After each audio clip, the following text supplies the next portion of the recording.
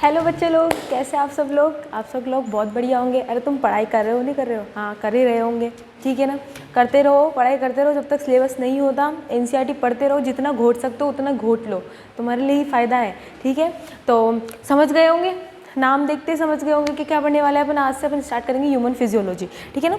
तो अब मैं पहले एक बात और बता देती हूँ, देखो ज़्यादा टाइम नहीं लेंगे, ज़्यादा मतलब चैप्टर्स में ज़्यादा जैसे मतलब ज़्यादा बहुत ज़्यादा डिटेल में होता नहीं, जहाँ से क्वेश्चंस बनते हैं ज़्यादा उसी को मैं ज़्यादा डिटेल में समझाऊंगी, बात आपको मैं बता देती हूँ। और जैसे मैंने आपको हमेशा बोलती हूँ कि है ना, कि जो टॉपिक्स होते हैं जो इजी होते हैं तो मैं आपको बोल देती हूँ लेक्चर में ही कि आप इसको एनसीईआरटी से पढ़ लेना।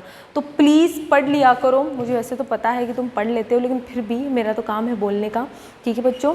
पढ़ते रहो, और जब तक एग्ज़ाम्स नहीं आते हैं, एग्ज़ाम्स कब होंगे, एग्ज़ाम कब होगा, शायद अगस्त में ही है, देखते हैं, अभी कुछ पता नहीं है, लेकिन फिर भी बस तुम तुम्हारी तैयारी करते रहो बच्चों, क्योंकि कोई भरोसा नहीं है, ठीक है। देखे गए होंगे अभी अपन बहुत सारी न्यूज़ ऐसी पड़ी होंगी, तुम्हें झटका लगा होगा कि हमारे साथ क्यों नहीं हुआ ऐसा, है ना। ऐसे वो सोच रहे होंगे तुम लोग कि एग्ज़ाम्स कैंसिल हो गए बोर्ड वालों के, हैं हमारे साथ ऐसा क्यों नहीं हुआ।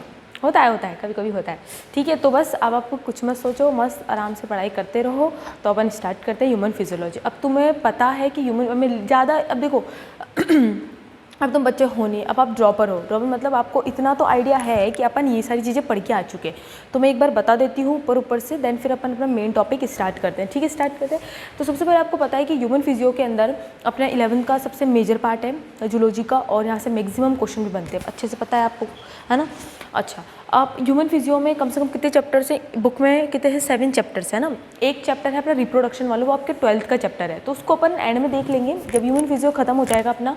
कोशिश करेंगे बहुत जल्दी खत्म करने की बच्चों इसको, ठीक है। मैं पूरी कोशिश करूँगी इसको कि जो मेन टॉपिक्स है वही ज़्यादा मैं पढ़ाऊँ आपको, ज़्यादा टाइम ना लूँ मैं, ठीक है। तो बस आप भी थोड़ा सा अब अच्छे से पढ़ते जाओ, और बाकी और कुछ नहीं, है ना। तो रिप्रोडक्शन वाला चैप्टर आपका वैसे भी 12th का है, तो ह्यूमन फिजियो खत्म होगा तो देन अपन वाला स्टार्ट करेंगे। ह्यूमन फिजियो में सबसे पहले आपके डाइजेशन, रेस्पिरेशन, फिर अपने सर्कुलेटरी, एक्सक्रीटरी, और फिर बाकी के जैसे स्केलेटन सिस्टम, मस्कुलर सिस्टम, और फिर आपके एंडोक्राइन सिस्टम, ये आपके 6 चैप्टर्स आपके 11th में दे रखे हैं। तो अपन पहले इसको कंप्लीट करेंगे, देन अपना जो मेजर टॉपिक है रिप्रोडक्शन वाला उसको भी अच्छे से कंप्लीट करेंगे। रिप्रोडक्शन थोड़ा सा लंबा है, तो इसलिए मैं सोच रही हूँ कि इन वाले चैप्टर्स को थोड़ा जल्दी से कर लेते हैं। टेंशन ना लो, कोई भी चीज़ छोड़ेंगे नहीं अपन, है ना। चैप्टर्स को हर एक पूरी डिटेल में पोस्टमार्टम करके पढ़ेंगे, ठीक है। तो चलो अब अपन स्टार्ट करते हैं, ज़्यादा टाइम वेस्ट नहीं करेंगे, बहुत बोल ली मैं, ठीक है ना। तो अब अपन क्या करेंगे, चैप्टर स्टार्ट करेंगे। देखो सबसे पहले अपन को पता है कि आज जो अपन चैप्टर स्टार्ट करेंगे वो ह्यूमन डाइजेशन वाला, ठीक है। तो अगर लेक्चर पढ़ रहे हो तो कृपया करके अपनी बुक में एनसीईआरटी को खोल के बैठ लेना, एक बार देख लेना, तुम्हारा कुछ नहीं जाता है, ठीक है।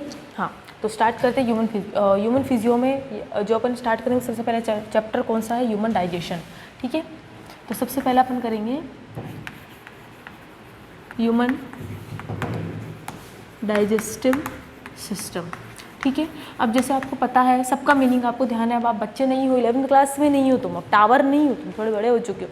डाइजेशन का मतलब तुम्हें अच्छे से पता है क्या होता है, किसी भी कॉम्प्लेक्स सब्सटेंस को एंजाइम्स की मदद से सिंपल सब्सटेंस में तोड़ना, किसी भी कॉम्प्लेक्स सब्सटेंस को एंजाइम्स की मदद से सिंपल सब्सटेंस में तोड़ना डाइजेशन कहलाता है। इवन डाइजेशन का मतलब यही है, डाइजेशन में अपन को पढ़ना भी यही है, ठीक है ना।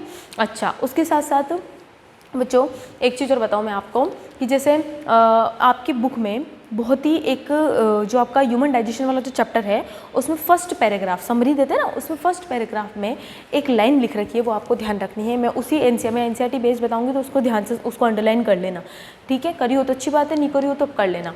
बच्चे देखो, डाइजेशन में आपको पता है सबसे अपन इनके बारे में क्या पढ़ेंगे, फूड मटेरियल, जो भी अपन फूड्स वगैरह खाते हैं, है ना, वो अपनी बॉडी में जाके किस तरीके से डाइजेस्ट होता है डाइजेशन होने के बाद वो किस तरह से एब्जॉर्ब होता है, एब्जॉर्ब होने के बाद वो अपनी बॉडी में किस तरीके से सेल के पास जाता है, ये प्रोसेस अपन को इस चैप्टर में पढ़नी है। सेल के पास जाने के बाद फिर ये क्या करता है, ये अपना अगला चैप्टर रेस्पिरेशन कहा जाता है। तो ठीक है, अब देखो सबसे पहले आपको ये पता होना चाहिए कि डाइजेशन में जो भी अपन खा रहे हैं, तो अपने अब खाने के लिए तो बहुत सारी चीज़ें, अरे दुनिया में इतनी सारी चीज़ें हैं, लेकिन आपके सेल को क्या चाहिए, आपकी बॉडी को क्या चाहिए, तो आपकी बॉडी को 7 चीज़ों की रिक्वायरमेंट होती है, जिनको अपन 7 सोर्स ऑफ फूड्स भी बोल सकते हैं, जो आपको सही लगे, ठीक है। तो 7 तरीके के न्यूट्रिएंट्स फूड्स होते हैं जो अपनी बॉडी को रिक्वायरमेंट होती है। फर्स्ट कार्बोहाइड्रेट, है ना, मैं लिख देती हूँ फटाफट, फिर मैं आपको एक काम की बात बताऊँगी, ठीक है। तो पहला होता है अपने पास कार्बोहाइड्रेट, दूसरा होता है अपने पास प्रोटीन, ठीक है, तीसरा होता है अपने पास फैट, ठीक है, चौथा होता है अपने पास मिनरल्स, ठीक है, फिफ्थ होता है बच्चा अपने पास वाइटामिन्स, ठीक है, सिक्स्थ होता है अपने पास वाटर एंड सेवेंथ होता है अपने पास रफेज या फाइबर्स, ठीक है। तो ये होते हैं अपने पास 7 सोर्स ऑफ फूड जो अपनी बॉडी को रिक्वायरमेंट है, ठीक है। ये 7 अपनी बॉडी को चाहिए। अब तुम क्या खाते हो उससे मतलब नहीं है, अपनी बॉडी को क्या चाहिए डेवलपमेंट एंड ग्रोथ के लिए, वो ये चीज़ें चाहिए। अब तुम्हें तो पता है खाना क्यों खाते हैं, तुम तो सीधे सीधे यही बताते हो, कोई भी यही बताता है एनर्जी के लिए। अब एनर्जी कैसे बनती है वो भी मैं आपको जब एंड में हो जाएगा तब मैं आपको एक समरी बताऊंगी, ठीक है, जिसमें सारी चीज़ें आ जाएंगी, तो उसको अपन बाद में देखेंगे, ठीक है। तो सबसे पहले अपन को ये चाहिए कि भाई डाइजेशन के अंदर अपन को 7 क्या चाहिए कंपोनेंट, मतलब कुल मिला के 7 फूड चाहिए। अब ध्यान से सुनना, मैं बताऊंगी डाइजेशन ह्यूमन में कैसा होता है वगैरह सब बताऊंगी, अभी पहले मैं बता देती हूँ इसको फिर साइड में करके, ठीक है। चलो, अब सबसे पहले तो आपको एक चीज़ पता होनी चाहिए कि इन सातों में से आपकी बॉडी को ये होते मेन सोर्स। 7 की आवश्यकता है, यानी ये 7 आपकी बॉडी को चाहिए, लेकिन इन 7 में से भी ये 3 बहुत मेजर होते हैं। इसीलिए इन तीनों को क्या बोला जाता है बच्चों, इन तीनों को बोला जाता है बायो मैक्रो न्यूट्रिएंट्स। क्वेश्चन आता है in which of the following has bio nutrient molecules. ध्यान रखना, या न्यूट्रिएंट, ध्यान रखना इस बात को। बायो मतलब लिविंग ऑर्गेनिज्म के लिए चाहिए, मैक्रो का मतलब मैंने आपको बताया था, मैक्रो और माइक्रो। मैक्रो का मतलब होता है लार्ज अमाउंट में, जो ज़्यादा बड़ा हो, ठीक है, और माइक्रो का मतलब क्या होता है स्मॉल अमाउंट में। तो बाकी के जो 4 होते हैं ये होते हैं बायो माइक्रो न्यूट्रिएंट्स, यानी आपको चाहिए तो सही लेकिन स्मॉल अमाउंट में, ठीक है, यानी इनके मुकाबले ये ज़्यादा चाहिए, उनके मुकाबले ये थोड़े कम चाहिए। समझ में आ गया? ये आपके एनसीईआरटी की लाइन है, पढ़ना एक बार आपको दिख जाएगी आपके एनसीईआरटी लाइन, है ना। अपन ध्यान नहीं देते ऐसी चीज़ों को, लेकिन ध्यान रखो बच्चों कि इन 7 में से ये जो 3 है जो आपकी बॉडी को सबसे ज़्यादा, यानी आपकी बॉडी की स्ट्रक्चर, फ्रेमवर्क, आपकी सेल का हर एक पार्ट इन तीनों से मिलकर बना है। ऐसे बच्चा समझ लो, देख लो ना, आपके इवन सेल की प्लाज्मा मेम्ब्रेन ही लिपिड्स और किसकी बनी है, प्रोटीन्स वगैरह, कार्ब की बनी है। अगर ये नहीं होती तो कि सेल मेम्ब्रेन भी बन पाते। इवन सेल की कोई से भी पार्ट हो गए वो इन तीनों से, अपनी पूरी बॉडी इन तीनों की वजह से बनी है। इसलिए इन तीनों को लार्ज कैटेगरी में रखा गया है और यही अपन को लार्ज अमाउंट में रिक्वायरमेंट भी होती है। और इनको लो कैटेगरी चाहिए तो है लेकिन इतना नहीं रिक्वायरमेंट। अब इनकी क्या आवश्यकता होती है ये मैं आपको बताऊँगी। इनके 7 काम करती है, इनके 7 काम करती हैं, यानी इनको इनकी ज़रूरत है लेकिन बहुत ही लो अमाउंट में, इसलिए इनको बायो मतलब समझ गए, माइक्रो मतलब स्मॉल अमाउंट, न्यूट्रिएंट मतलब आपको पता है। समझ में आ गया? तो ये बात आपको ध्यान रखनी है। ये आपके एनसीईआरटी के पहले पैराग्राफ में दे रखा है ह्यूमन डाइजेशन का 16 वाला चैप्टर में। इसको अंडरलाइन कर लेना बच्चों, एक बार पढ़ लेना, आपको समझ में आ जाएगा। दूसरी बात आपको क्या ध्यान रखनी है, अब अपन ये देखते हैं कि ह्यूमन में जो डाइजेशन होता है वो किस टाइप का होता है। अब जैसे आपको पता है कि डाइजेशन में अलग अलग तरीके के होते हैं। बहुत इंपॉर्टेंट टॉपिक बात बताऊंगी, ध्यान से सुनना। ह्यूमन में डाइजेशन अगर मैं बात करूँ या फिर अगर नॉर्मली अगर मैं बात करूँ कि ऑल ऑर्गेनिज्म में या फिर जो भी हायर वर्टिब्रेट्स होते हैं या जो एनिमल्स होते हैं उनके अंदर डाइजेशन किस प्रकार का होता है, किस किस टाइप का हो सकता है। तो मैं जैसे आपको मैंने याद होगा एनिमल किंगडम में भी कुछ बात करी थी मैंने, खैर मैं अभी वापस बताऊँगी तो तुम्हें याद होगा नहीं होगा, आई होप, उम्मीद है मुझे कि तुम्हें याद होना तो चाहिए वैसे तो मैं बता देती हूँ। 2 तरीके का डाइजेशन देखने को मिलता है बच्चा, एक होता है एक्स्ट्रा सेलुलर डाइजेशन और एक होता है intra cellular digestion. Remember the point, इस लाइन को जो मैं बोलूँगी इसको थोड़ा सा अच्छे से देख लेना। क्वेश्चन आता है यहाँ से घुमा घुमा के क्वेश्चन पूछ लेते हैं, बहुत बड़े बड़े क्वेश्चन बनते हैं इस लाइन से, तो प्लीज़ इसको थोड़ा नोट करना। तो डाइजेशन जो होता है वो 2 तरीके का होता है। ऑल ओवर ऑर्गेनिज्म की बात करूँ एनिमल्स में, भले वो यूकैरियोटिक होना चाहिए, बस वो यूकैरियोटिक होना चाहिए, भले वो सिंगल सेल क्यों ना हो, यानी अमीबा क्यों ना हो और एक ह्यूमन बॉडी क्यों ना हो। तो 2 तरीका अपन को क्या देखने को मिलता है, डाइजेशन देखने को मिलता है। एक होता है बच्चा इंट्रासेलुलर डाइजेशन और एक होता है एक्स्ट्रा सेलुलर डाइजेशन। मैं इसको लिख देती हूँ, है ना। एक होता है इंट्रा सेलुलर डाइजेशन, प्लीज़ इस बात को ध्यान रखेंगे, और एक होता है एक्स्ट्रा सेलुलर डाइजेशन, ठीक है। तो दो तरीके का अपने पास डाइजेशन देखने को मिलता है ना। बस यूकैरियोट सेल होनी चाहिए और भले यूनिसेलुलर हो तब भी आपको ये चीज़ देखने को, मैं अभी बताऊंगी, एग्जांपल बताऊंगी, एग्जांपल के बगैर तो अपना काम ही नहीं चलता। तो एग्जांपल की बात करेंगे, पहले समझ लेते हैं what is the meaning of intracellular.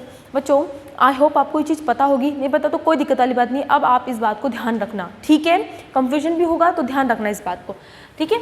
Intracellular का मतलब होता है सेल के अंदर। अब आप सोचोगे मैम ईजी है ना, क्या चीज़ है इसमें, और एक्स्ट्रा का मतलब सेल के बाहर।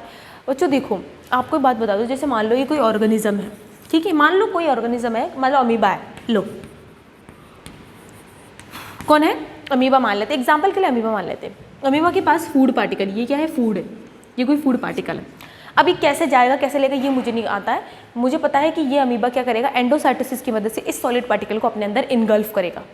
रिमेंबर इस पॉइंट को ध्यान रखें, एंडोसाइटोसिस की मदद से इस पार्टिकल को इनगल्फ करेगा सूडोपोडिया बनाने के, पता है ये तो, जो मैं इस ये नहीं बता रही कि किस तरीके से चल चल के जाएगा, ये तो पता है आपको कि सूडोपोडिया बनाएगा, फिर इनगल्फ करेगा उस फूड पार्टिकल को और अपने अंदर ले लेगा, ठीक है।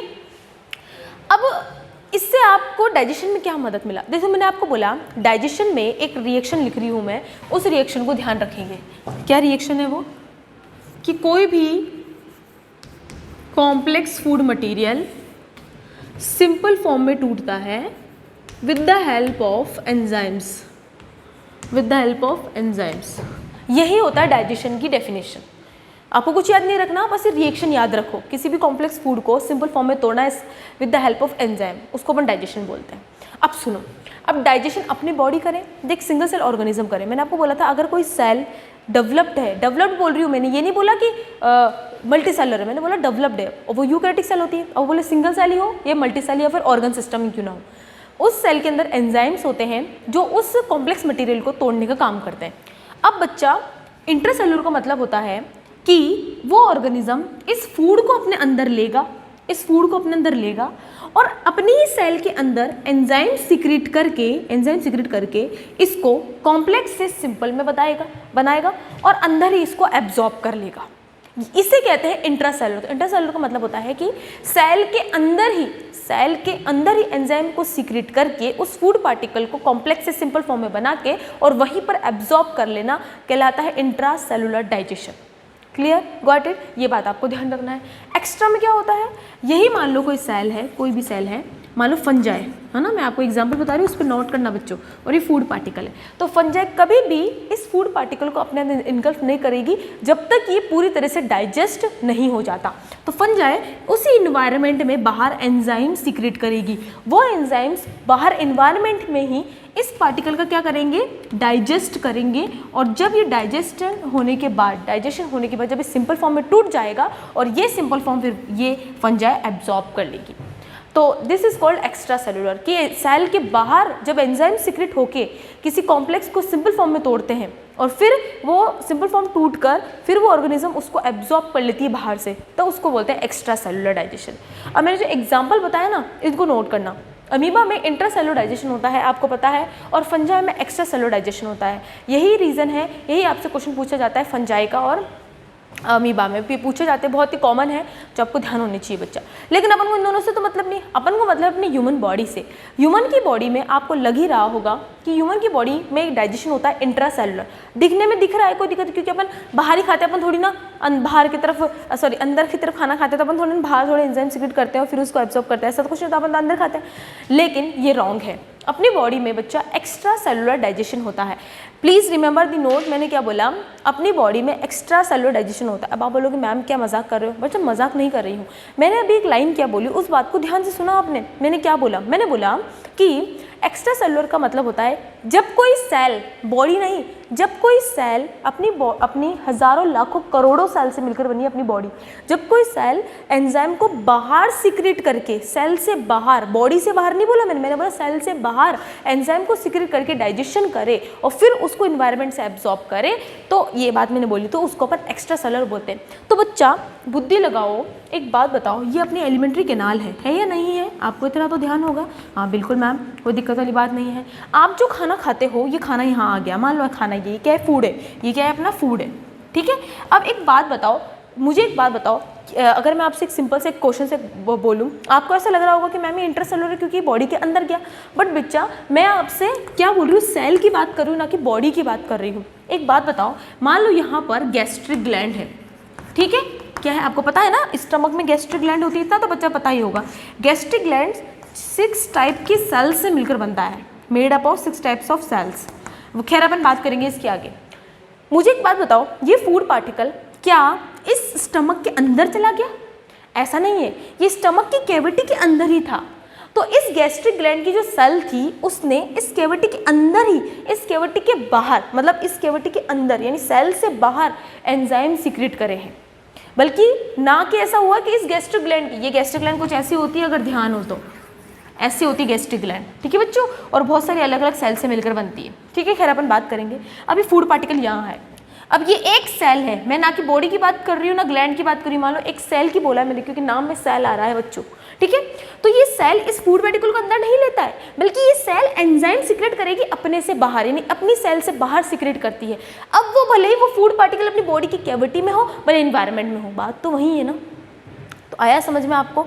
इसीलिए अपनी बॉडी में एक्स्ट्रा सेलुलर डाइजेशन होता है। ध्यान रखना, अगर आपसे पूछे कि आपकी एलिमेंट्री कैनाल में, ये ह्यूमन की एलिमेंट्री कैनाल में कैसा डाइजेशन होता है, तो क्या बताओगे? Extra cellular digestion. क्योंकि अपने अंदर भी भले ही खाना बॉडी के अंदर रहता है, लेकिन बच्चों ये ध्यान रखना कि सेल के बाहर एंजाइम सीक्रेट होते हैं, उसके बाद ही कैविटी में फिर उस फूड पार्टिकल का डाइजेशन स्टार्ट होता है। कभी भी फूड पार्टिकल सेल के अंदर नहीं जाता, कभी भी म्यूकोसा लेयर के अंदर नहीं जाता, बल्कि म्यूकोसा से एंजाइम सीक्रेट होकर बाहर आते हैं और फिर वो डाइजेशन होता है, देन फिर एब्जॉर्प्शन होता है। भले ये चीज़ अपने अंदर हो रही है ना, और ये भले चीज़ इसके बाहर हो रही है, लेकिन है तो कॉन्सेप्ट एक ही चीज़, तो फिर मैं ऐसा अलग क्यों बोलूँ? इसीलिए अपनी बॉडी में एक्स्ट्रा सेलुलर डाइजेशन। अब आपके दिमाग में आ रहा होगा कि मैम क्या अपनी बॉडी में इंट्रासेलुलर होता है? बिल्कुल होता है। अपनी बॉडी में इंट्रासेलुलर डाइजेशन भी होता है बच्चों, और वो होता है आपकी हर एक सेल के अंदर, और वो करता है लाइजोसोम। अगर आपको ध्यान हो, लाइजोसोम जो होता है, अगर मैं बोलूँ नॉर्मल, तो आप ध्यान रखना अपनी एलिमेंट्री कैनाल यानी ह्यूमन जो होते हैं वो कैसे होते हैं? एक्स्ट्रा सेलुलर डाइजेशन करते हैं, लेकिन ह्यूमन इंट्रासेलुलर भी होते हैं। अब आप लोगों मैम कैसे?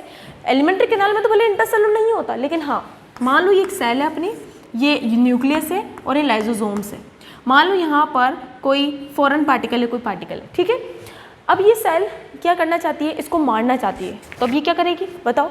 ये पहले इसको इनगल्फ करेगी। बताया था ना मैंने, किसी सॉलिड पार्टिकल को इनगल्फ करते हैं तो उसको एंडोसाइटोसिस कहते हैं। तो अपनी सेल क्या करेगी? इसको इनगल्फ करेगी, और ये पार्टिकल यहाँ आ गया। अब लाइजोसोम्स क्या करेगा? लाइजोसोम का काम होता है फेगोसाइटोसिस करना, पता है ना, ये बात करी थी अपन ने। तो ये लाइजोसोम्स एंजाइम सीक्रेट करेगा इस पार्टिकल को, और ये इसको डाइजेस्ट कर देगा, ठीक है, कर दिया, इसको पूरी तरह से डिस्ट्रॉय कर देगा। तो अब मुझे बताओ ये एंजाइम सीक्रेट कहाँ हुआ है? सेल के अंदर ही हुए हैं ना, सेल के अंदर ही हुए हैं ना, तो क्या मैं इसे इंट्रासेलुलर नहीं बोल सकती? यस मैम, बिल्कुल बोल सकते हैं। अगर ये लाइजोसोम्स बाहर सेल के एंजाइम सीक्रेट करते, अगर ये लाइजोसोम्स सेल के बाहर एंजाइम सीक्रेट करते, तो मैं बोल सकती थी कि अपनी बॉडी में सिर्फ एक्स्ट्रा सेलुलर ही होता है, लेकिन ऐसा नहीं होता। अपनी बॉडी में इंट्रासेलुलर भी होता है, वो कहाँ होता है ये मैंने आपको बता दिया। बट बच्चों ये बात ध्यान रखना, एलिमेंट्री कैनाल के अंदर कैसा होता है? एक्स्ट्रा सेलुलर डाइजेशन होता है। आई होप आपको ये बात समझ में आई होगी। मैंने पूरी कोशिश करी वो समझाने की, बट एक बात ध्यान रखो, मैं बॉडी ना किसी बॉडी बोल रही हूँ ना कुछ नहीं बोल रही हूँ, मैं आपको सिर्फ एक सेल की बात कर रही हूँ। तो अपनी बॉडी भी तो, अपनी ग्लैंड भी तो, जहाँ से एंजाइम सीक्रेट होते हैं वो भी तो सेल से मिलकर बना है बच्चों। तो वो सेल भी तो एंजाइम सीक्रेट करेगी, तो वो अपनी सेल से बाहर ही तो सीक्रेट कर रही है एंजाइम। मैं इसको और अच्छे से बताऊंगी जब स्टमक वाला टॉपिक आएगा, तो इसको और अच्छे से करेंगे, ठीक है। लेकिन अभी यहाँ तक इतना ध्यान रखो कि ह्यूमन में एक्स्ट्रा सेलुलर डाइजेशन होता है, इंट्रासेलुलर भी होता है, वो मैंने आपको बता दिया। लेकिन मेनली डाइजेशन की अगर बात करें तो ह्यूमन के अंदर कैसा होता है? एक्स्ट्रा सेलुलर डाइजेशन होता है, ठीक है। अच्छा, दूसरी बात और मैंने आपको बता दिया कि अमीबा के अंदर कैसा होता है? इंट्रासेलुलर डाइजेशन होता है, और सम प्रोटिस्टा के अंदर जैसे पैरामीशियम हो गए, इनके अंदर भी इंट्रासेलुलर डाइजेशन होता है।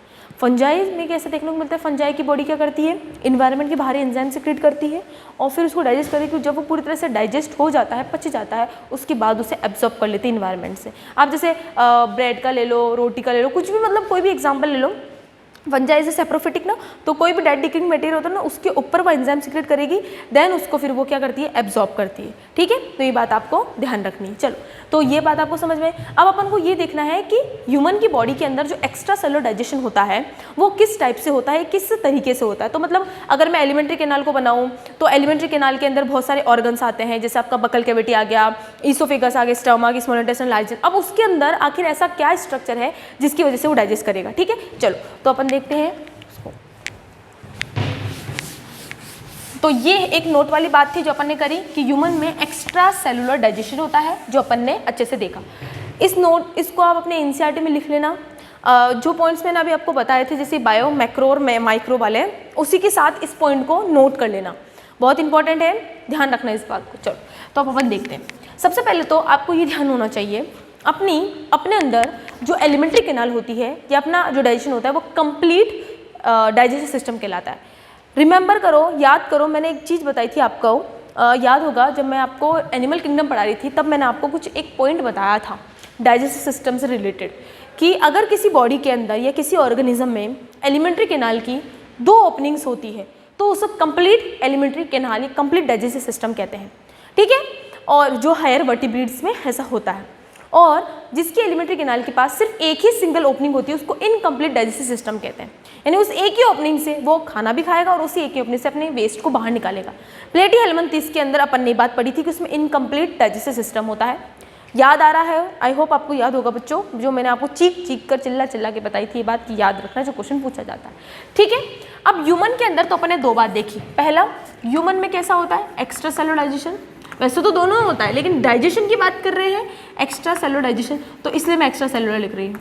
ठीक है, दूसरा, ह्यूमन की एलिमेंट्री कैनाल कैसी, कंप्लीट है। तो ह्यूमन में कैसा होता है, उसमें एक ओपनिंग जो होती है वो होती है माउथ, यानी कैसा होता है, कंप्लीट एलिमेंट्री कैनाल होता है। कंप्लीट एलिमेंट्री कैनाल, या तो आप बोलो कंप्लीट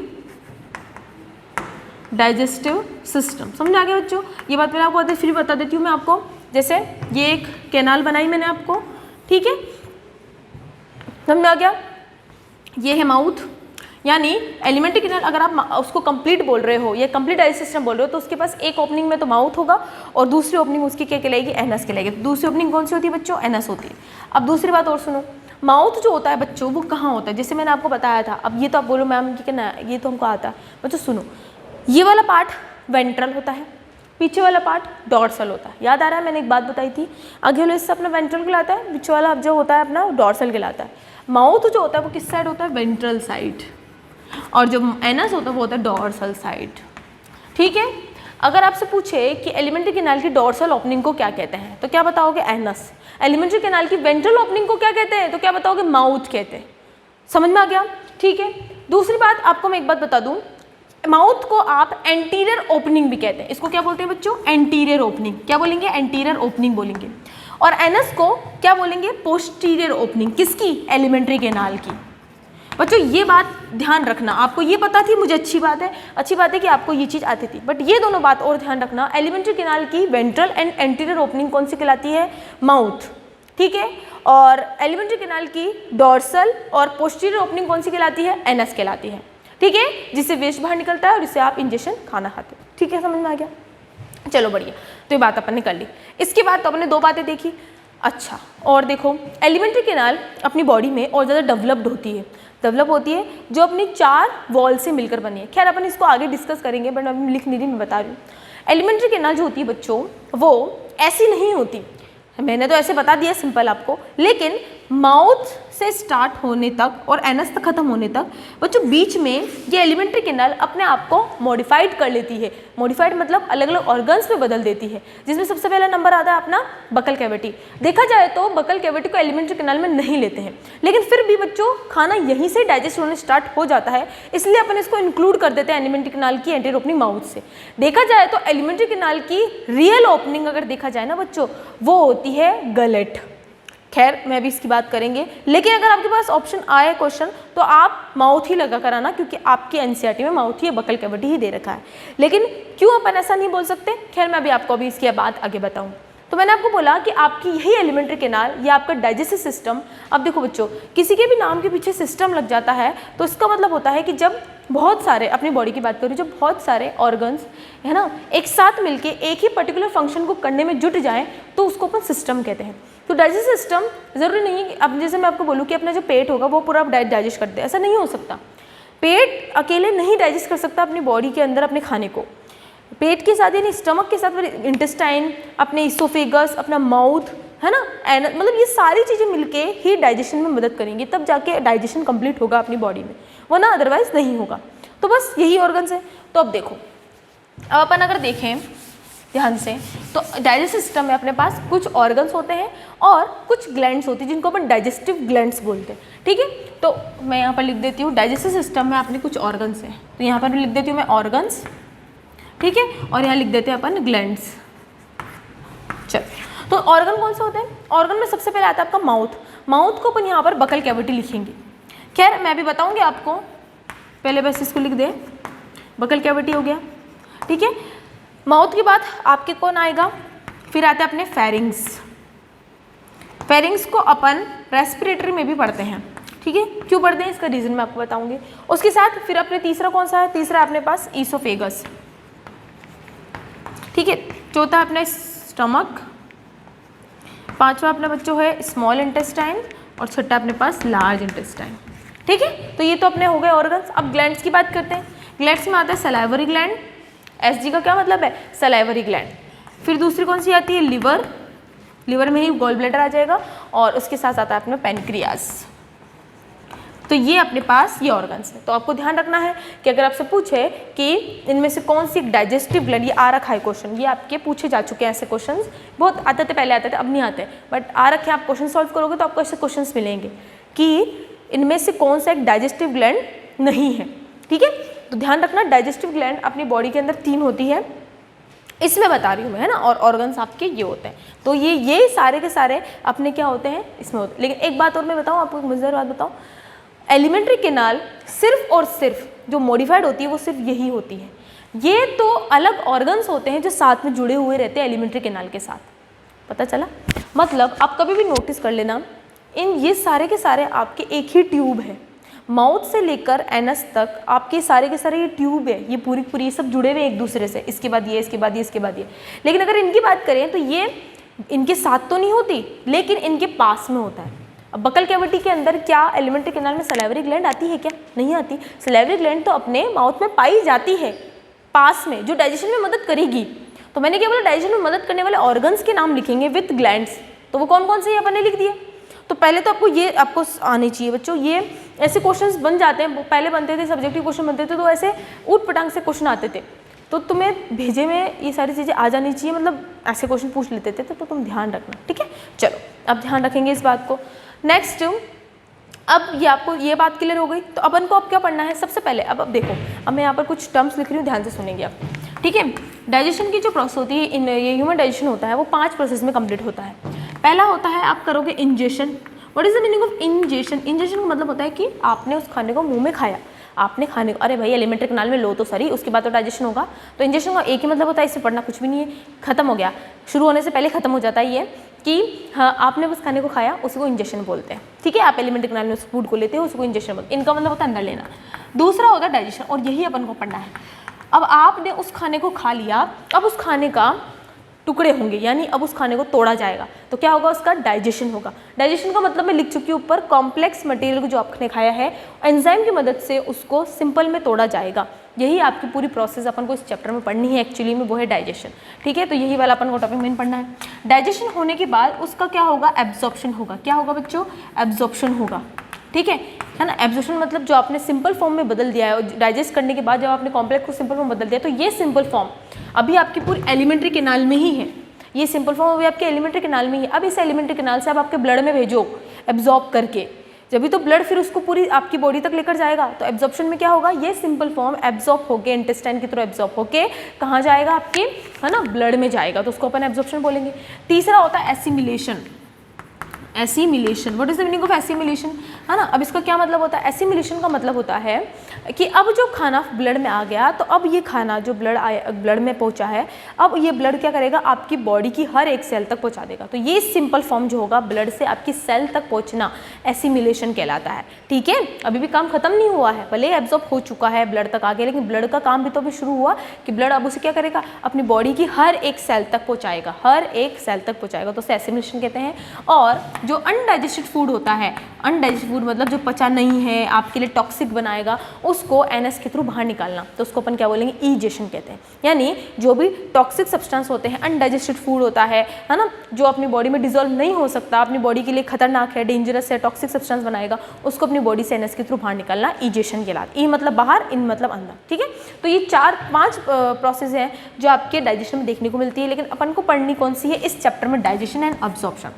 एसिमिलेशन अपन पढ़ेंगे, एसिमिलेशन ब्लड से जब सेल तक जाएगा, देन अपन रेस्पिरेशन के अंदर पढ़ेंगे कि वो किस तरीके से टूटेगा। ठीक है, खैर अपन को मेन चैप्टर के अंदर यही दोनों टॉपिक्स पढ़ने हैं। क्लियर, तो मैंने आपको बता दिया इसका मतलब क्या होता है। तो अब अपना जो मेन टॉपिक है वो इंजेक्शन का मतलब मैं कुछ नहीं बता रही, इंजेक्शन का मतलब खाने को आपने खाया, बस इतना ही है। तो अब अपन स्टार्ट करेंगे अपना टॉपिक जो है अपने ऑर्गन से। तो सबसे पहले मैं आपको डाइजेशन पढ़ाने से पहले बच्चों, मैं आपको इन सभी के स्ट्रक्चर के बारे में बताऊंगी। कोशिश करूंगी बच्चों की जल्दी जल्दी बताऊं, क्योंकि बहुत लेंथी टॉपिक है ये, तो समझ लेक्चर थोड़े बड़े हो सकते हैं, तो मेरा जिंदा रहना। ठीक है, हाँ। तो ऑर्गन्स में सबसे पहले तो अपन क्या करेंगे, इनके स्ट्रक्चर देखेंगे। डाइजेशन में स्टार्ट नहीं करूँगी जब तक तुम्हें स्ट्रक्चर्स नहीं आते, क्योंकि आपकी बुक में स्ट्रक्चर्स को ही अच्छे से डिफाइन भी कर रखा है और उससे क्वेश्चन भी बहुत अच्छे अच्छे बनते हैं। तो सबसे पहले अपन क्या करेंगे, इनके क्या पढ़ेंगे, अपन इनके स्ट्रक्चर्स पढ़ेंगे। स्ट्रक्चर्स में स्ट्रक्चर पढ़ने के बाद फिर डायरेक्ट मैं डाइजेशन स्टार्ट कर दूँगी, और डाइजेशन में इतना टाइम नहीं लगेगा, एक लेक्चर में डाइजेशन खत्म हो जाएगा। इसके अंदर थोड़ा सा टाइम लग सकता है, मैं कोशिश करूँगी जल्दी कराऊँ, क्योंकि स्ट्रक्चर्स मुझे बहुत अच्छे से पढ़ाने हैं, आपको क्वेश्चन भी बहुत अच्छे अच्छे बनते हैं। ठीक है बच्चों, तो स्टार्ट करें। तो आज अपन पहला स्ट्रक्चर स्टार्ट करेंगे, वो है बकल कैविटी या माउथ। ठीक है, चलो कोशिश करेंगे इसको कंप्लीट करने की। ठीक है, चलो स्टार्ट करते हैं। तो इसको हटा देती हूँ अब मैं। एक और बात मैं अब आपको बता दूं कि मैंने अभी आपको बताया कि अपन डाइजेशन में आप जो खाना खाते हो वो 7 सोर्सेज होते हैं, यानी आपकी बॉडी के लिए 7 सोर्सेज जरूरी होते हैं। ठीक है, तो उसमें से मैंने बोला कि कार्ब, प्रोटीन और फैट जो होते हैं वो आपके मैक्रोन्यूट्रिएंट्स कहलाते हैं। बच्चों अभी जो अपन डाइजेशन पढ़ेंगे वो भी इन्हीं तीनों का पढ़ेंगे। बताऊँ क्यों? क्योंकि बाकी के जो माइक्रो न्यूट्रिएंट्स होते हैं वो डायरेक्टली यूज्ड अप हो जाते हैं, यानी उनको डाइजेस्ट करने की जरूरत नहीं पड़ती। क्वेश्चन आता है कि इनमें से कौन सा न्यूट्रिएंट है जिसको आप डायरेक्ट एब्जॉर्ब करते हो, जैसे आपने खाया वो वैसा का वैसे सेल में, ब्लड में चला जाएगा, आपको उसको डाइजेस्ट करने की जरूरत नहीं है। तो मिनरल और वाइटामिन्स, आपकी बुक में दे रखा है मिनरल एंड वाइटामिन्स, ऐसे न्यूट्रिएंट्स होते हैं जो आप बाहर से जैसे लेते हो वैसे के वैसे आपकी बॉडी में जाते हैं, इनको डाइजेस्ट करने की जरूरत नहीं पड़ती। डाइजेशन जब अपन पढ़ेंगे तो वो सिर्फ 3 ही चीज़ों का पढ़ेंगे मेनली, कार्ब, प्रोटीन और फैट का। तो पूरी कहानी अपन को इन्हीं तीनों के इर्द गिर्द पढ़नी है। ठीक है, तो बात ध्यान रखना। वही बात वाटर की, वाटर भी ऐसे मेनली एब्जॉर्ब होता है किसके साथ, फूड के साथ ही, इसका कोई डाइजेशन नहीं होता। रही बात फाइबर्स की अपन एंड में बात करेंगे, फाइबर्स का भी डाइजेशन करना बहुत जरूरी होता है। कैसे होता है ये अपन लार्ज इंटेस्टाइन में बात करेंगे। ठीक है, चलो तो अपन फर्स्ट स्टार्ट करते हैं स्ट्रक्चर। तो मैं भी सबसे पहले आपको सिर्फ और सिर्फ स्ट्रक्चर बताऊंगी। स्ट्रक्चर बताने से पहले मैं आपको एक छोटा सा टॉपिक और बता देती हूँ। लेंथ वगैरह आपको ध्यान होगी वैसे तो, लेकिन फिर भी बता देती हूँ। देखो ध्यान से सुन लेना है ना, ये आपके एलिमेंट्री कैनाल है। एलिमेंट्री कैनाल ऐसी होती नहीं है, एलिमेंट्री कैनाल ऐसी होती नहीं है। एलिमेंट्री कैनाल आपको पता है ना, अलग अलग ऑर्गन्स में बटी हुई रहती है, बट मैं आपको बता रही हूँ। देखो ये अपनी क्या है, एलिमेंट्री कैनाल है, एलिमेंट्री कैनाल है बच्चों। ठीक है, एलिमेंट्री कैनाल है, और इसके साथ साथ आपको ये ध्यान रखना है कि जैसे ये है अपना माउथ, अब माउथ ही लेके चलेंगे, और ये अपना एनस है। अब इनके बीच में बहुत सारे ऑर्गन्स आते हैं, तो आप समझ गए। ठीक है, अच्छा अब देखो अब क्या होगा, अब मैं आप इसकी लेंथ बताऊं तो ह्यूमन कैसे होते हैं बच्चों, ओमनीवरस होते हैं, है ना। न्यूट्रिशन के बिहाफ पर ह्यूमंस कैसे होते हैं बच्चों, ओमनीवरस होते हैं। बच्चों में देखो दूसरे ऑर्गेनिज्म की बात नहीं करेंगे, टाइम वेस्ट होगा। आपको जैसे पता है कि एक होते हैं हर्बीवोरस, ओमनीवोरस और कार्निवोरस। ठीक है, हर्बीवोरस पता है आपको कौन होते हैं, हर्ब्स खाते हैं। कार्निवोरस मांस मच्छी खाते हैं। ओमनीवोरस सब कुछ खाते हैं, सब कुछ मतलब हर्बी भी होते हैं और कार्न भी होते हैं। ठीक है, एक बात और मैं बताऊँ आपको, एलिमेंट्री कैनाल का आपसे पूछा जाता है लेंथ। ठीक है, तो बच्चों ध्यान रखना, हर्बीवोरस में एलिमेंट्री कैनाल की जो लेंथ होती है वो बाकी सभी से सब बड़ी होती है, और कार्निवोरस में एलिमेंट्री कैनाल बहुत छोटी होती है। तो मैं पर मैं लिख देती हूँ ऑर्डर, ठीक है, ऑर्डर लिख देती हूँ। हर्बीवोरस की एलिमेंट्री कैनाल सबसे बड़ी होती है, फिर उससे बड़ी होती है ओमनीवोरस, ठीक है, फिर उससे बड़ी होती है कार्निवोरस। तो ये तीनों की आपको ध्यान रखनी है, ठीक है। तो क्या बोला मैंने कि एलिमेंट्री कैनाल की जो लेंथ होती है वो सभी में सेम नहीं होती, ठीक है। अपन हर किसी का तो बता नहीं सकते, बट हाँ मैं इतना जरूर बता सकते हैं अपन कि जो एनिमल्स हर्बीवोरस होगा, यानी वो सिर्फ सब्जियां खाता है, यानी वो सिर्फ प्लांट्स ही खाता है, तो वो हर्ब खाने वाला जो वो एनिमल होगा, उनके अंदर एलिमेंट्री कैनाल जो होगी वो सबसे ज़्यादा लंबी होती है बाकी कंपैरिजन में। फिर ओमनीवोरस की सबसे लंबी होती है एलिमेंट्री कैनाल, फिर कार्निवोरस की सबसे लंबी मतलब सबसे छोटी होती है। तो ध्यान रखना इस बात को। इसका क्या रीज़न है? इसका रीज़न ये है बच्चों, क्योंकि जो हर्बीवोरस होते हैं वो प्लांट्स खाते हैं। प्लांट्स के अंदर बहुत ही ऐसे कॉम्प्लेक्स मटेरियल होते हैं जिसको डाइजेस्ट करने के लिए बहुत टाइम चाहिए होता है। टाइम चाहिए होता है तो उसका डाइजेशन भी बहुत समय के बाद होता है, इसलिए वो धीरे धीरे पचता रहता है। और जब लेंथ बड़ी होगी एलिमेंट्री कैनाल की तो डाइजेशन बहुत अच्छे से होगा। अगर लेंथ छोटी होगी तो डाइजेशन बहुत कम होगा और अच्छे से नहीं हो पाएगा। इसीलिए वो जो लेंथ होती है सबसे ज़्यादा लंबी होती है हर्बीवोरस में। और एलिमेंट्री कैनाल की भी सबसे लंबी लेंथ होती है किसके अंदर? हर्बीवोरस में, वो भी होती है लार्ज। तो अपन बोले, अब देखो बच्चों, देखो जैसे मानो ये ह्यूमन की है, तो ह्यूमन आर ओमनीवोरस, सब कुछ खाते हैं ह्यूमन। तो ओमनीवोरस ये है, तो अपनी जो लेंथ होती है एलिमेंट्री कैनाल की वो 9 मीटर होती है। कितनी होती है? 9 मीटर होती है, ठीक है। अब मैं आपको नॉर्मली बता देती हूँ, जैसे जैसे पूछे जाते हैं। जैसे आपके हो गया सबसे पहले आगे ईसोफेगस। ईसोफेगस की लेंथ होती है 22 से 25 सेंटीमीटर के लगभग। तो ये मान लो जैसे ईसोफेगस है, मतलब ये थोड़ा सा माउथ हो गया, तो माउथ के नीचे ये आपकी ईसोफेगस है, तो ईसोफेगस की होगी 22 से 25 सेंटीमीटर, ठीक है। फिर आपकी स्टमक आ गया। स्टमक आपके एक length leg structure, bag leg structure होता है, तो इसका आप याद होगा तो ठीक है, मैंने कोई दिक्कत वाली बात नहीं है, ठीक है। इतना ध्यान रखना, ये शेप अकॉर्डिंग होता है। फिर होता है अपने पास स्मॉल इंटेस्टाइन। स्मॉल इंटेस्टाइन की होती है लगभग 6 मीटर, लगभग 6 मीटर होती है। और लास्ट में लार्ज इंटेस्टाइन की होती है 1.5 मीटर, ठीक है। तो ये कुछ लेंथ है जो आपको ध्यान रखनी है आपके एलिमेंट्री कैनाल में। क्वेश्चन आ जाता है, पूछ लेते हैं, तो ध्यान रखना, ठीक है। तो oesophagus, stomach, small intestine, large intestine, ध्यान रखना। और माउथ आ गया। अब इसको जोड़ के अब 9 मीटर बोलूँ मैम, 9 मीटर नहीं, अरे सब कुछ टोटल जोड़ जुड़ा के, मैंने स्टमक का नहीं बताया, माउथ का नहीं बताया, क्योंकि इनकी इंक्लूड नहीं करते अपन, इसलिए लेंथ में नहीं, ब्रेथ वगैरह में होती है, तो इसको छोड़ो, ये आपके आता भी नहीं। बट ये पॉइंट ध्यान रखना। अब आपसे ये बोल रही हूँ कि ओमनीवोरस बीच में रहती है, बीच में मतलब ना ज़्यादा लंबी है कि ना ज़्यादा छोटी है। ध्यान रखना इस बात को कि हर्बीवोरस के अंदर मैंने बोला कि उनकी लेंथ कम से कम 11 से 12 मीटर तक की हो सकती है हर्बीवोरस में। जैसे रैबिट्स हो गए, है ना, जैसे खरगोश हो गए, जैसे हिरण हो गए, है ना, गाय, ये जो होते हैं ना, ये सब के सब इनकी जो लेंथ होती है सबसे लंबी होती है, क्योंकि पता है क्यों? हर्बीवोरस है। और इनमें सबसे लंबी इनकी होती है स्मॉल इंटेस्टाइन। तो अगर आपसे पूछे कि हाँ भाई मान लिया एलिमेंट्री कैनाल लंबी है, तो एलिमेंट्री कैनाल में होगा क्या लंबा? तो आपको ध्यान रखना उनकी स्मॉल इंटेस्टाइन सबसे लार्जेस्ट होती है, ठीक है। अच्छा, अब ये बात आप ध्यान रखना। तो आई होप आपको समझ में आ गया। ये क्वेश्चन आपके आ जाता है बच्चों, ये ध्यान रखना। अच्छा, मैं एक चीज़ और बता दूँ, एलिमेंट्री कैनाल का ऑर्गेनिज्म के साइज से कोई लेना देना नहीं है। एग्जाम्पल, मैं आपको अभी लाइन बोली तो मैं आपको एक एग्जाम्पल बता देती हूँ। जैसे शेर और एक खरगोश की बात करूँ, तो जो शेर होता है, जो लायन होता है, वो कैसा होता है? वो होता है कार्निवोरस, ठीक है। और रैबिट होता है, वो कैसा होता है? हर्बीवोरस होता है। तो आप तो ये सोच रहे होंगे कि अगर दिमाग में आ जाए तो ध्यान रखना, दिमाग में मत ही लेकर आना, तो ज़्यादा बेटर है, तुम्हारे भेजे के अंदर तो ना आए तो ज़्यादा सही है। कार्निवोरस की हाइट लंबी हो चौड़ी हो कोई फ़र्क नहीं पड़ता, कार्निवोरस की जो लेंथ होगी एलिमेंट्री कैनाल की वो छोटी ही होगी, भले हर्बीवोरस कितना छोटा हो। ये बात ध्यान रखना, ठीक है, ये बात ध्यान रखना। अब रैबिट की, अब आप सोचो कि रैबिट बहुत छोटा है तो उसकी एलिमेंट्री कैनाल छोटी होनी चाहिए, लेकिन ऐसा नहीं है। रैबिट इज हर्बीवोरस, तो उसकी एलिमेंट्री कैनाल कार्निवोरस का लायन से बड़ी ही होगी, भले 1 इंच बड़ी ही ना, लेकिन होगी जरूर बड़ी। ये बात ध्यान रखो। तो size is not matter, size कोई मैटर नहीं रखता इस बात में, क्वालिटी होनी चाहिए बस, ठीक है। चलो, ये बात आपको आगे समझ में। चलो अपन स्टार्ट करते हैं। तो फर्स्ट, तो सबसे पहले अपन सबका स्टार्ट करेंगे स्ट्रक्चर, सबका स्टार्ट करेंगे स्ट्रक्चर।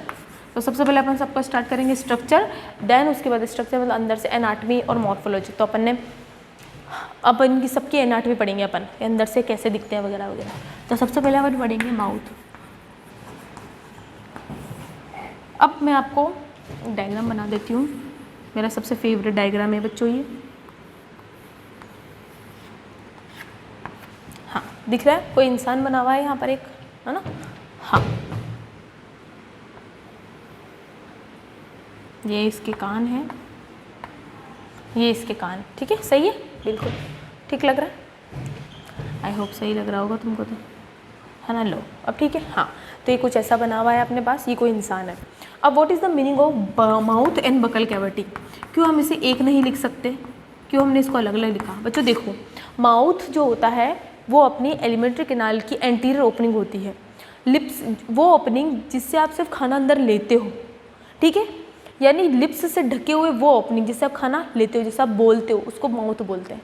अब अंदर का जो मटीरियल, यानी अंदर का जो, जब अपने माउथ को खोलते हो, जब कांच में जाना, कांच में जाके अपने मुंह को है ना खोलना, तो मुंह को खोलोगे तो आपके अंदर एक कैविटी दिखेगी, उस कैविटी को बकल कैविटी कहते हैं।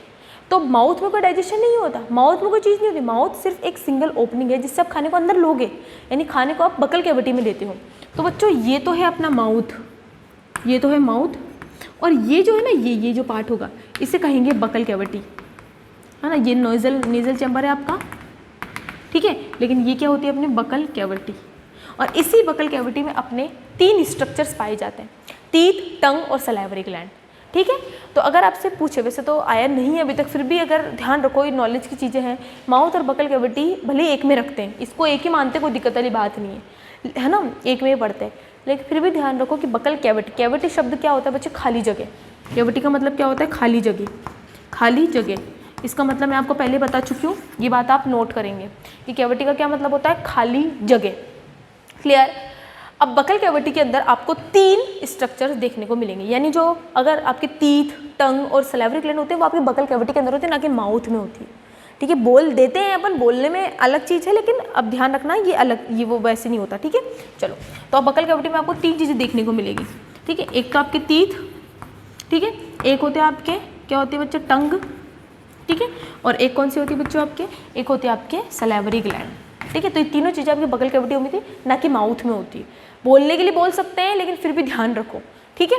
चलो, अब मैं आपको एक चीज़ और बता देती हूँ बच्चों, एक बात ध्यान रखें, ह्यूमन की बॉडी में बच्चों 2 तरीके का डाइजेशन होता है, एक होता है मैकेनिकल डाइजेशन और एक होता है बायोकेमिकल डाइजेशन, है ना। मैं आपको बता दूं, एक होता है बच्चों मैकेनिकल डाइजेशन, मैं लिख देती हूँ, बुक में लिखा हुआ है ये सब, ये सारी लाइंस बुक में लिखी हुई है, आप ध्यान से पढ़ोगे तो आपको सारे पॉइंट्स मिल जाएंगे। Chemical digestion, what is the meaning?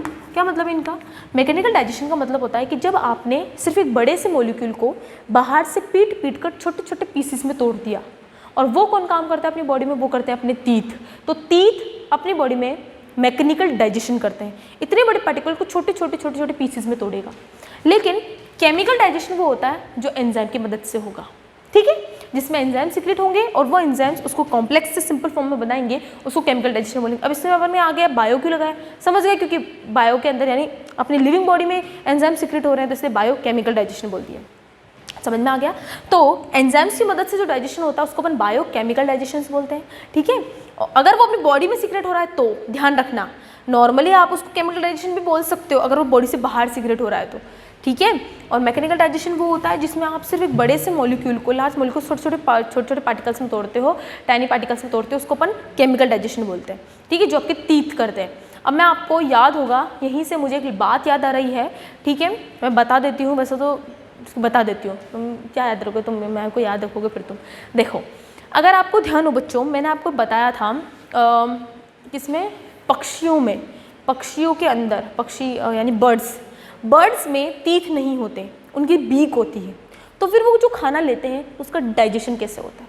तो मैंने आपको बताया था पक्षियों में या बर्ड्स में एलिमेंट्री कैनाल में 2 एडिशनल चैम्बर्स होते हैं जिनका नाम होता है क्रॉप एंड गिजार्ड। ये चीज़ मैंने आपको अंडरलाइन अगर आपने करी हो तो अच्छी बात है बच्चों, पर ध्यान रखना इस बात को, बर्ड्स में 2 एडिशनल चैम्बर्स होते हैं, जिससे क्वेश्चन बहुत बार पूछे गए, आप क्वेश्चन करोगे तो आप देखना। तो क्रॉप एंड गिजार्ड, और गिजार्ड के अंदर टीथ जैसे स्ट्रक्चर्स होते हैं जो उसको मैकेनिकल डाइजेशन करते हैं। तो बर्ड्स में गिजार्ड मैकेनिकल डाइजेशन करवाते हैं, क्रॉप सिर्फ स्टोरेज ऑफ फूड की तरह काम करता है। ध्यान रखना इस बात को, क्रॉप सिर्फ और सिर्फ स्टोरेज ऑफ फूड की तरह काम करता है, ठीक है। गिजार्ड ही मैकेनिकल डाइजेशन करता है, और अपने अंदर ह्यूमन में यहाँ पर टीथ मैकेनिकल डाइजेशन करते हैं, ठीक है बच्चों। यहाँ पर ध्यान रखना इस बात को, यहाँ पर ही क्वेश्चन पूछा जाता है। अगर आपको ध्यान हो तो अपन ने अर्थवॉर्म के अंदर भी ये चीज़ देखी थी, ठीक है, तो आप उसमें भी अपन ने ये चीज़ देखा था, ठीक है। तो समझ गए ना बात को, मैंने आपको 1 मिनट बता दिया और बाकी कंपेयर कर लेना। अब तुम, मैं हर किसी को नहीं बताऊंगी, अब समझ जाओ, टाइम वेस्ट होगा इससे। मैंने सिर्फ आपको जो मेन था बर्ड का वो वाला बताया जिससे आपके क्वेश्चन पूछा जाता है, ठीक है। चलो, तो ये ध्यान रखना, तो ये बात ध्यान रखना, अपनी बॉडी के अंदर 2 तरह के डाइजेशन होते हैं जिसमें से टीथ अपनी बॉडी में मैकेनिकल डाइजेशन करते हैं, और बाकी के जो एंजाइम्स सीक्रेट होते हैं तो एंजाइम्स अपनी बॉडी में बायोकेमिकल डाइजेशन करते हैं, ठीक है, समझ में आ गया। चलो अब अपन आगे स्टार्ट करते हैं। तो सबसे पहला अब अपन स्टार्ट करेंगे, देखो टीथ बहुत लेंदी है, तो सबसे पहले अपन स्टार्ट करेंगे टंग। टंग बहुत छोटा सा हो जाएगा फटाफट, देन उसके बाद टीथ, देन अपन सबसे लास्ट में करेंगे सलाइवरी ग्लैंड। तो अपन स्टार्ट करेंगे पहले अपन टंग। टंग की बात करेंगे, हटा दो इसको।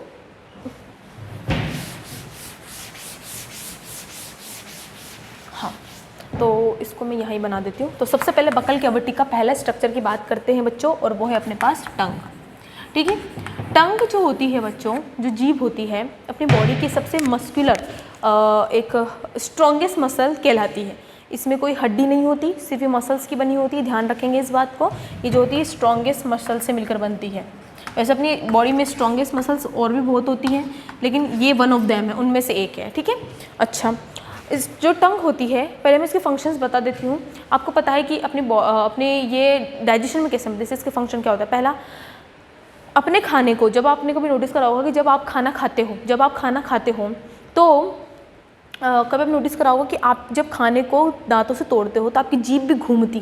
तो जीभ का काम क्या होता है, सलाइवरी ग्लैंड से जो सलाइवा सीक्रेट हो रहा है, उस सलाइवा को खाने के साथ डिसॉल्व करते रहना, इसलिए वो ऐसे घूमती रहती, टेढ़ी बेढ़ी नागिन डांस करती है। वो इसीलिए करती है, वो ऐसे नहीं करती, तुम्हारे पर्पस के लिए, तुम्हारे अच्छे के लिए करती है। तो सबसे पहले क्या होता है कि ये क्या करवाती है, डिसॉल्व करवाती है। किसको?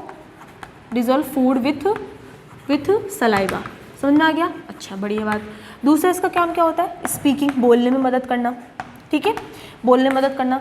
ये आप जो शब्द बोलते हो किसकी वजह से, आर्टिकुलेट करके काम करता है। आप जो लेरिंग से जो साउंड निकलती है वो आपके मतलब क्या बोलते हैं, टंग के साथ आर्टिकुलेट होके बाहर निकलता है, तो स्पीकिंग में। दूसरा और क्या काम होता है, टेस्ट में मदद करना। ठीक है, ध्यान रखेंगे इस बात को, किस में मदद करती है, टेस्ट वगैरह मदद करती है ना। इसके साथ साथ ये और क्या मदद करती है, एक और बता देती हूँ मैं आपको बच्चों। आपकी जीभ पर पीछे की तरफ पे पोस्टीरियर साइड पर क्या पाए जाते हैं, टॉन्सिल्स पाए जाते हैं। ठीक है, लिंगुअल टॉन्सिल्स बोलते हैं। अब बच्चों मैं आपको एक बात बता दूं कि टंग के लिए एक शब्द होता है जिसका नाम है लिंगुअल। तो लिंगुअल शब्द कहीं पर भी आए बच्चों तो उसका मतलब होता है टंग। मेडिकल टर्म में लिंगुअल को टंग नाम दिया है। तो लिंगुअल इज रिफर एज टंग। ठीक है, तो आपके जो जीभ का पोस्टीरियर पार्ट होता है ना, जो पीछे की तरफ होता है, उसमें टॉन्सिल्स पाए जाते हैं। तो वो टॉन्सिल्स में लाइजोजाइम्स सीक्रेट्स होते हैं। ये एक तरीके के ऐसे एंजाइम्स होते हैं जो फॉरेन पार्टिकल या बैक्टीरिया को किल करने में मदद करते हैं। ठीक है बच्चों, तो ये क्या करता है, प्रोटेक्शन का भी काम करता है ना, प्रोटेक्शन करने का भी काम करता है। समझ में आ गया आपको? ठीक है, तो बात ध्यान रखना, क्योंकि अभी अपन बात करेंगे टॉन्सिल्स वगैरह की। ठीक है, अच्छा, अब मैं आपको एक और चीज़ बता दूँ, ध्यान से सुनेंगे मेरी बात को, इस बात को ध्यान से सुनेंगे। अगर आप अपनी जीभ को देखो तो आपकी जो जीभ होती है उसके दो एंड होंगे। एक तो एंटीरियर एंड जो आगे की तरफ होता है ये वाला, और एक पीछे वाला एंड, इसको पोस्टीरियर एंड बोलते हैं। बच्चों आपने नोटिस करा होगा कि ह्यूमन की जो टंग होती है उसका एंटीरियर पार्ट जो होता है वो फ्री होता है, और पोस्टीरियर पार्ट वो होता है वो जुड़ा हुआ रहता है। ठीक है, अब आप बोलेंगे मैम इसमें नया क्या है, ये सुनो तुम।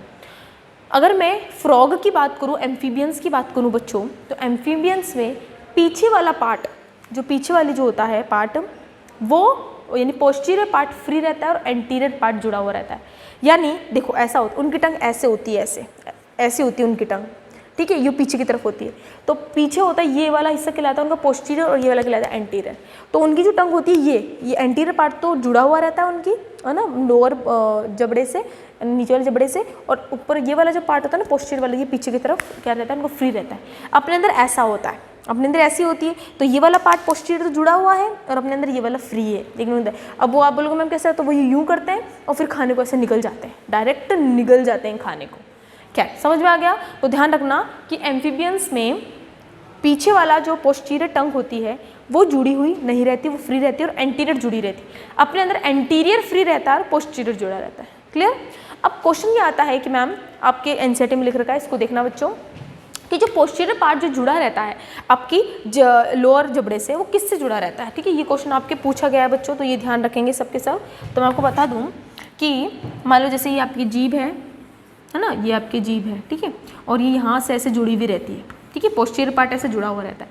तो ये जो पार्ट होता है इसको अपन बोलते हैं फ्रेन्यूलम लिंगुअल, इसको बोलते हैं अपन फ्रेन्यूल लिंगुअल। ये आपकी बुक में दे रखा है। ये एक लिगामेंट होता है, कार्टिलेज का बना होता है, जो आपके जीभ को लोअर जबड़े से जोड़ के रखेगा। तो इसका फंक्शन क्या होता है, ये अपनी टंग को, पोस्टीरियर पार्ट की टंग को अपने लोअर लोअर यानी नीचे वाले जबड़े से, लोअर जो से जोड़ के रखता है। ये बात ध्यान रखेंगे सबके सब। समझ में आ गया? क्लियर हुआ? तो ये बात आपको ध्यान रखनी है। क्या बोला मैंने कि यहाँ पर कुछ एक, अरे तुम अपने को दिख भी जाता है नॉर्मली, जब अपन जीभ को ऊपर की तरफ करते तो एक स्ट्रक्चर होता है, ब्लैक कलर का एक होता है स्ट्रक्चर, उसको बोलते हैं फ्रेन्युअल लिंगुअल। तो ये लिगामेंट और कार्टिलेज का बना होता है, ध्यान रखेंगे इस बात को, ठीक है। तो ये क्या करता है, अपने पोस्टीरियर टंग को नीचे वाले जबड़े से जोड़ने का काम करेगा। ध्यान रखेंगे इस बात को, एनसीईआरटी में लिख लेना, लिखा हुआ है लाइन पीछे वाले पॉइंट में डायग्राम के नीचे, ठीक है। फ्रेन्युअल लिंगुअल, तो ये क्या करता है, अपने जीभ के पोस्टीरियर पार्ट को नीचे वाले जबड़े से जोड़ने का काम करेगा। इस पॉइंट को लिख लेना, नोट कर लेना, तुम्हारे भेजे में फिट कर लेना। समझ में आ गया? तो ये अपने जीभ के बारे में हो गया। अब अपन जीभ के बारे में पढ़ेंगे कि जीभ में टेस्ट बड्स कैसे होते हैं वगैरह वगैरह, किस तरह के अरेंज होते हैं, ये अपन देखेंगे। अच्छा, उससे पहले मेरे को ये हटाना पड़ेगा।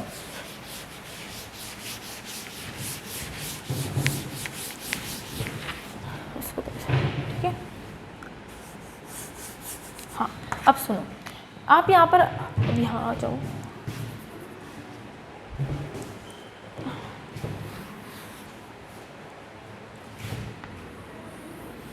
ये अपनी बकल कैविटी है, ये नेज़ल चैम्बर है, ठीक है बच्चों, ये नेज़ल चैम्बर है। अब अपन थोड़ी इसकी चर्चा कर लेते हैं, इसमें कहाँ होता है, कैसे होता है। सुनो, अगर मैं बकल कैविटी की बात करूँ तो बकल कैविटी में आपको यहाँ पर ये वाला ऊपर हिस्सा, ये वाला हिस्सा, ठीक है, ये कहलाता है बच्चों रूफ ऑफ, ध्यान से सुनेंगे, ठीक है। ये क्या कहलाता है, एक मिनट इसको अच्छे से बना दूँ।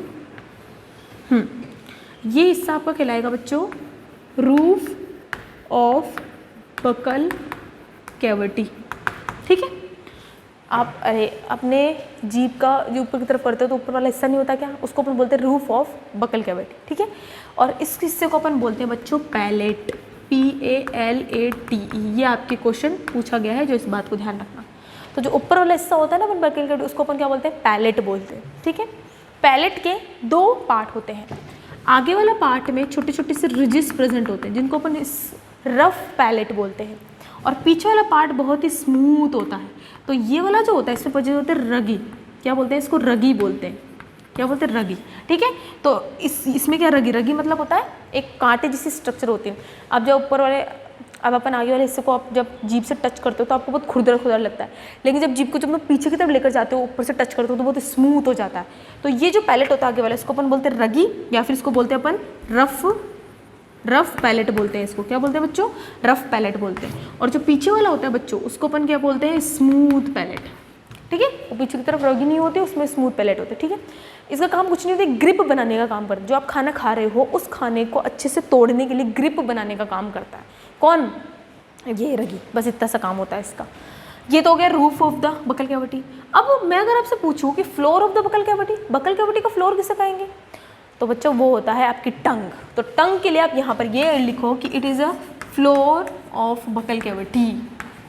ये बकल कैविटी का फ्लोर बनाती है, ठीक है, नीचे का फर्श बनाती है, फर्श यानी यहाँ पर आपकी टंग होगी कहीं, ठीक है। तो आपको ये ध्यान रखना है कि बकल कैविटी का रूफ, छत कौन बनाता है, पैलेट कहते हैं, और फ्लोर कौन बनाता है बच्चों, टंग यानी अपनी जीभ बनाती है, ठीक है। समझ में आ गया, क्लियर हुआ।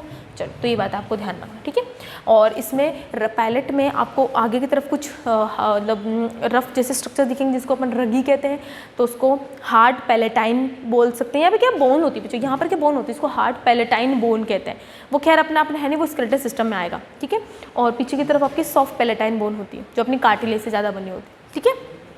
तो ये बात आपको ध्यान रखनी, क्वेश्चन आ जाता है बच्चों, पूछ लेते हैं, तो इसको ध्यान रखना, ठीक है। अच्छा, अब आगे देखो, अब अपन आगे जब अपने टंग को देखते हैं तो टंग आपको कुछ ऐसे स्ट्रक्चर दिखता है, इसे कॉनिकल शेप में होती है, ऐसे होती है कॉनिकल शेप में, ठीक है। ये अपनी टंग है, ये अपनी जीभ है। तो जीभ में 4 तरीके के स्वाद होते हैं, जहाँ पता ना अपनी जो जीभ होती है वो 4 तरीके के स्वाद को पहचान सकती है। कौन कौन से होते हैं उनकी बात कर लेते हैं अपन, कौन कौन से होते हैं, ठीक है। देखो, सबसे पहले होता है अपने, हाँ यहाँ पर एक मिनट रुको ना, हाँ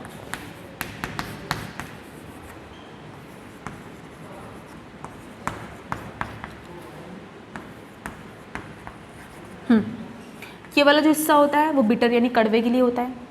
ये वाला जो हिस्सा होता है, ये वाला, ठीक है, ये सौर यानी खारे के लिए होता है। ये वाला जो हिस्सा है वो होता है आपके सॉल्ट के लिए होता है। ठीक है, ये वाला हिस्सा, और ये वाला जो हिस्सा होता है आपके वो स्वीट के लिए होता है। तो पहले तो आपको ये याद रखना, bitter sour salty sweet, bitter sour salty sweet, bitter sour salty sweet, तो ये आपको ध्यान रखने हैं, ठीक है। ये क्वेश्चन आ जाता है, ये सबसे पोस्टीरियर तरफ आपके कौन से टेस्ट बर्ड्स प्रेजेंट होते हैं, तो ध्यान रखना बिटर वाले, ठीक है। तो अब टेस्ट बर्ड्स की बात करेंगे तो पहले तो मैंने आपको ये बता दिया कि अपने जीभ में ये कुछ इस तरीके का अरेंज होती है, क्योंकि टेस्ट बर्ड जो होते हैं आपको स्वाद पता करेंगे तो टेस्ट बर्ड्स का अरेंजमेंट कुछ ऐसा होता है।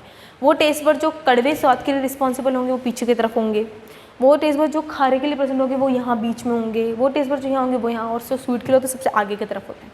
तो ये ध्यान रखना, ये क्वेश्चन आपको पूछा जाता है, ठीक है। अब टेस्ट बर्ड्स मान लिया कि चलो जीभ पर टेस्ट बर्ड है, बट टेस्ट बर्ड हैं किसके अंदर ये भी तो बताओ। तो बच्चों ध्यान रखना, जीभ में या टंग में कुछ छोटे छोटे से स्ट्रक्चर्स होते हैं जिनको अपन बोलते हैं पैपिली। क्या बोलते हैं बच्चों? पैपिली। क्या बोलते हैं इनको? पैपिली बोलते हैं। पैपिली के अंदर ही taste bud present, taste buds, ठीक है। तो ये छोटे छोटे स्ट्रक्चर्स होते हैं, पैपिली बोलते हैं, जिन्हीं के अंदर अपने टेस्ट बर्ड्स प्रेजेंट होते हैं। ये जो पैपिली होते हैं बच्चों, ये 3 तरीके के होते हैं। आई होप आपने सुना होगा बच्चों, नहीं सुना तो कोई दिक्कत नहीं, अपन देखेंगे कितने तरीके के होते हैं बच्चों। 3 तरीके के होते हैं, सर्कमवेलेट पैपिली, फ्यूंजिफॉर्म पैपिली और फिलीफॉर्म पैपिली। अच्छे से देखना इसको, यहाँ से टॉपिक बहुत ही पूछ लेते हैं, यहाँ से क्वेश्चन पूछ लेते हैं, तो मैं आपको 3 पॉइंट्स बताऊंगी, ठीक है। तो इसको मैं मिटा दूँ, इसको हटाना पड़ेगा मेरे को, हटा दूँ, इसको हटाते हैं, रुको।